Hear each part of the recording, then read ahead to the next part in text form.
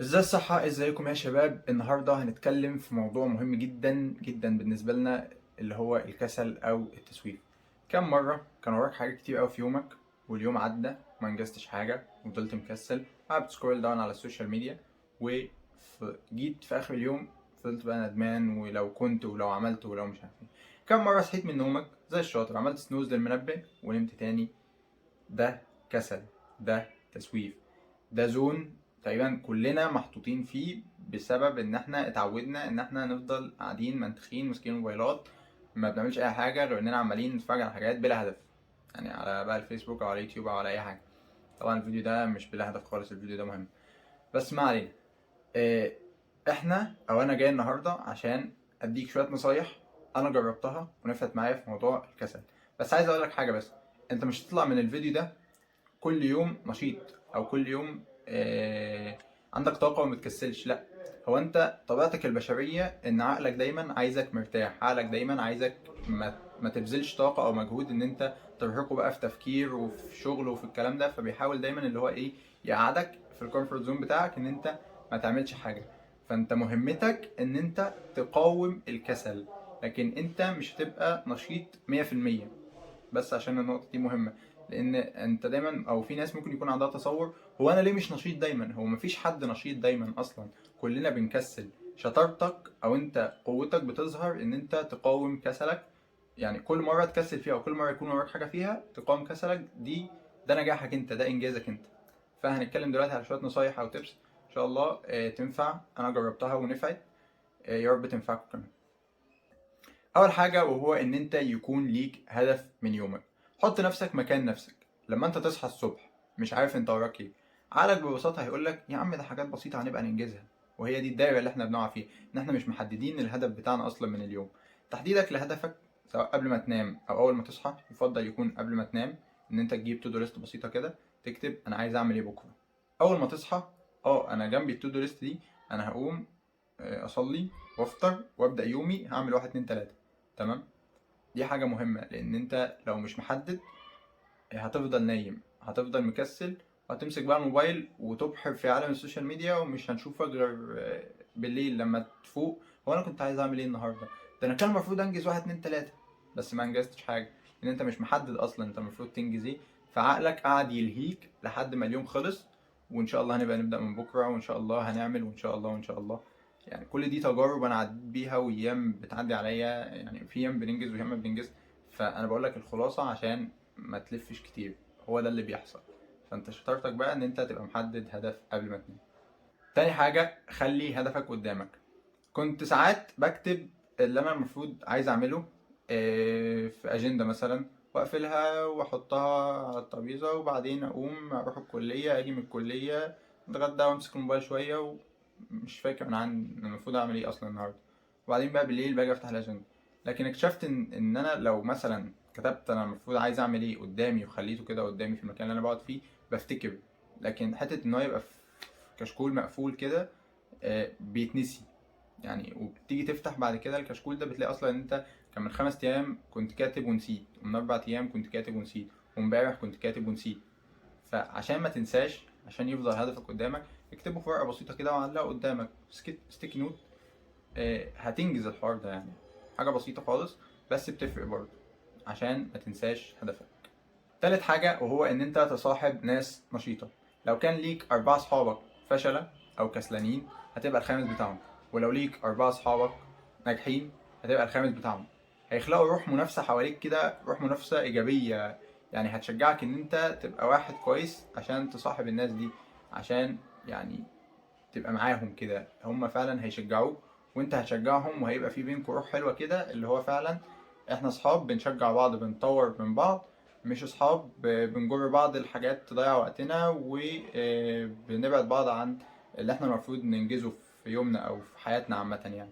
عشان كده الرسول عليه الصلاة والسلام قال المرء على دين خليله فلينظر احدكم من يخالل. مهم قوي ان انت تختار صاحبك كويس، لان الصاحب ساحب. لو هو حد كويس هيخليك حد كويس، مش بالضرورة ان هو يعني يشقلب حياتك 180 درجة، بس هيأثر فيك بشكل ايجابي. ولو هو حد سلبي او حد مش كويس، اكيد هيكون له تأثير عليك. لان ابن خلدون في تعريفه للانسان ان هو كائن اجتماعي بالضرورة، مضطر يبقى اجتماعي، و100% بيتأثر باللي حواليه. فانت لازم تختار الناس اللي حواليك صح، عشان انت كده كده هتتأثر بيهم. فحاول يكون اختيارك لاصحابك او للناس اللي حواليك اختيار كويس، تختار ناس كويسة عشان يأثروا عليك تأثير ايجابي. رابع حاجة وهو ان انت تخلق جو يساعدك. ما تقعدش في السرير وتقول انا هذاكر النهاردة 5 أو 6 أو 7 أو 8، هذاكر النهاردة على السرير. مفيش حد بيذاكر على السرير. السرير متبرمج كده في عقلنا ان انا رايح السرير يبقى انا هنام. طب انت رايح السرير تذاكر ازاي؟ عقلك اول ما تقعد نص ساعة كده في السرير تلاقي نفسك بتسحب البطانية وتنام، مش تعمل حاجة. لكن لما انت مثلا تكون محدد مكان، مكتب مثلا انت بتقعد عليه، او كورنر مثلا في البيت انت، او كنبه مثلا معينه انت بتقعد تذاكر عليها او تشتغل عليها، المكان ده اول ما تروح هناك عقلك ده مكان انجاز، ده مكان انتاجيه. فاول انت ما تروح هناك عقلك هيتنشط لوحده، مش محتاج بقى ان انت تشرب لك جردل القهوه عشان تفوق نفسك. ظبط حاجات بسيطه كده في بيتك في يومك، هتلاقي نفسك يعني حياتك بقت احسن، حياتك بقت اسهل، ما بقتش تقاوم عقلك كتير. يعني لو انت مثلا قاعد على السرير انت يعني بتفكر في حاجتين، ان انت تقاوم النوم وان انت تخلص اللي وراك. فانا عايز الغي ان انت تقاوم النوم ده بان انت تحط نفسك في مكان انت متعود ان انت بتنجز فيه. فخلاص مقاومة النوم دي خلاص مش موجودة، لان هي اصلا عقلك مش هيفكر فيها، انت بس كل اللي بتفكر فيه ان انت تنجز اللي وراك. فخلي الجو اللي حواليك جو يساعدك على الانتاجية، مش جو ينيمك او اللي هو يخليك يعني كسلان او كده. خامس حاجة وهو إن أنت تبعد عن المشتتات. موبايلك يا صاحبي ادفنه، اديه لأخوك وقول له لو شفتني بموت قدامك ما تديليش الموبايل، لأن فعلا الموبايل بياكل وقت رهيب. افتح السكرين تايم بتاعك كده هتلاقي إن أنت قعدت ما لا يقل عن 3 4 6 ساعات. أنا في مرة لقيتني قاعد 12 ساعة على يوتيوب، ويعني حققت أرقام خيالية على السوشيال ميديا. طب ليه يعني؟ انت الدايره مش هتنتهي، والمنصات دي بتحاول على قد ما تقدر ان هي تزود ان انت يكون في واتش تايم منك ليهم، عشان ده اللي بيحقق لهم الارباح. فهم بيحاولوا ياخدوك. فانت ابعد نفسك عن الموضوع ده بان انت تبعد الموبايل عن ايدك.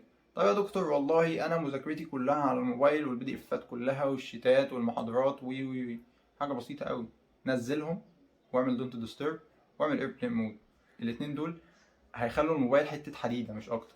فأنت ده هيساعدك إن أنت تنجز أكتر، إن أنت ما يجيلكش نوتيفيكيشن ياخدك يوديك واتساب تخش في الجروب الشات مش هيخلص، اليوم خلص دخلت في الجروب اللي بعده، عمال عمال عمال تتكلم مع ناس أصلا الناس دي فاضية وأنت مش فاضي. طب ليه هما ياخدوا من وقتك؟ طب ما أنت تخلص اللي وراك وبعدين تروح بقى تشوف أنت عايز تقول لهم إيه. يعني غالبا بيكون تلات أرباع الكلام كلام بلا هدف. فأنت بس إيه يعني، حاول ان انت تحجم الحاجات اللي بتشتتك وتحطها في حته كده. لا مش انا مش هتشتت النهارده، انا هخلص اللي ورايا وبعدين بقى اروح لكم بقى في اخر اليوم كده لما انا اخلص اللي انا عايز اخلصه. فابعد المشتتات عنك. كنت عايز اتكلم عن التلفزيون بس تقريبا احنا ما بقيناش نقعد التلفزيون اصلا. اليوتيوب عليه كل حاجه والمنصات عليها كل حاجه. فاحنا يعني التلفزيون ما بقاش تأثيره قوي زي زمان، لأن هو كان المين إن إحنا بنضيع عليه وقتنا زمان. لكن دلوقتي تقريبا محدش بيقعد عليه اصلا. سادس حاجة شجع نفسك. اوقات بتكون طاقتك خلصت وقت البيرن اوت بقى وفقدان الشغف وان انا مش عايز اكمل وانا ايه اللي جابني هنا اصلا ويمكن ده مش مكاني او الزمان ده مش زماني. الوقت ده انت بتكون محتاج حد يشجعك او انت تشجع نفسك. ممكن تشجع نفسك بحاجة بسيطة قوي، فيديو تحفيزي ممكن يعني كفيل ان هو يديك بوش بسيط كده ان انت تاخد خطوة تقدر تكمل بعدها. او ان انت مثلا تكلم حد انت بتحب تسمع منه كلام يشجعك او كده، ان هو ممكن يديك طاقة ان انت تكمل. ده حصل معايا، كنت ساعات بكلم ناس يعني ايه ليهم تأثير ايجابي عليا، بكلمهم وبيدوني يعني حاجة زي بوش كده بسيط ان انا بكمل. او ساعات بسمع فيديو تحفيزي. ممكن ناس تقول لي فيديوهات تحفيزية مش واقعية قوي، بيقعدوا يقولوا كلام يعني مش واقعي، بس على الاقل بيأثر فيك ان انت تقوم. انا الهدف ان انا اقوم اخلص اللي ورايا، مش هخلي التنمية البشرية منهج حياة، على قد ما انا بس عايز اخد منها اللي انا عايزه، اللي هو ان انا اخد ستيب ناحية الحاجة اللي انا عايز انجزها. فده رأيي بصراحة. والفيديوهات التحفيزية مش وحشة قوي، وبرضه مش ما ينفعش تكون ان هي اساس حياتنا وان احنا دايما بنعتمد عليه.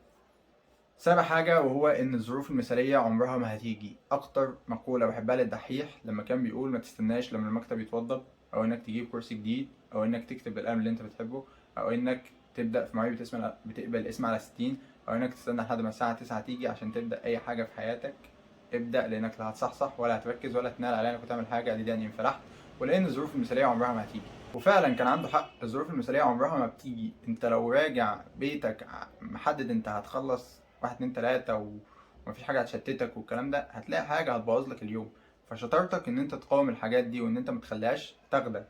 لما مفيش ظروف مثاليه هتيجي ان انت تقعد وتخلص شغلك وتاسكاتك والكلام ده، مفيش. اكيد في حاجه هتحاول ان هي تسحبك تضيع لك يومك.